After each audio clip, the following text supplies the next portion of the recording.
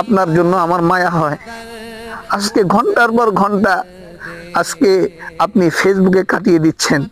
যুবকদেরকে নিয়ে কিছু কথা বলতে চাই।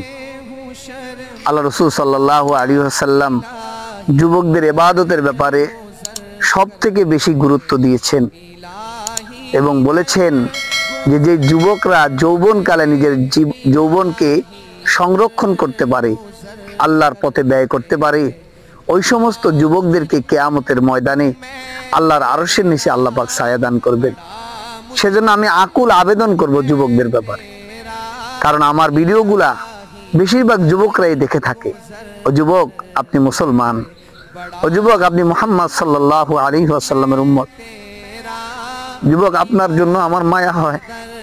আজকে ঘন্টার পর ঘন্টা আজকে আপনি ফেসবুকে কাটিয়ে দিচ্ছেন। আপনি ঘন্টার পর ঘন্টা আপনি মোবাইলের মধ্যে আপনি কাটিয়ে দিচ্ছেন।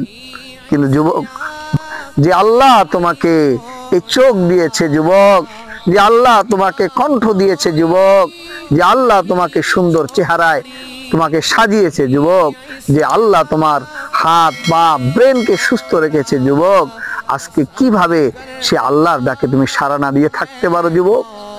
আজকে যদি আমার আল্লাহ আমার একটা চোখ কেড়ে নিয়ে যায়, আমার জবানের কথাকে যদি আমার আল্লাহ কেড়ে নিয়ে যায়, এমন কি কেউ আছে যে আমার এই অসুস্থতাকে সুস্থ করতে পারবে? কেউ পারবে না। যদি আল্লাহ আমার হার্টকে স্টপ করে দেয়, যদি আল্লাহ আমার পাকস্থলীকে স্টপ করে দেয়, দুনিয়ার কোনো বিজ্ঞানী নাই যে আল্লাহর স্টপ করা জিনিসকে চালু করবে। সেজন্য যুবক, যাতে করে আমাদেরকে আল্লাহ পাক আমাদের উপরে নারাজ না হয়ে যায়, যত অন্যায় করি না কেন, যত অপরাধ করি না কেন, যত খারাপ কাজ করি না কেন, আমরা 5 ওয়াক্ত নামাজকে লাজিমের সাথে ধরে রাখবো।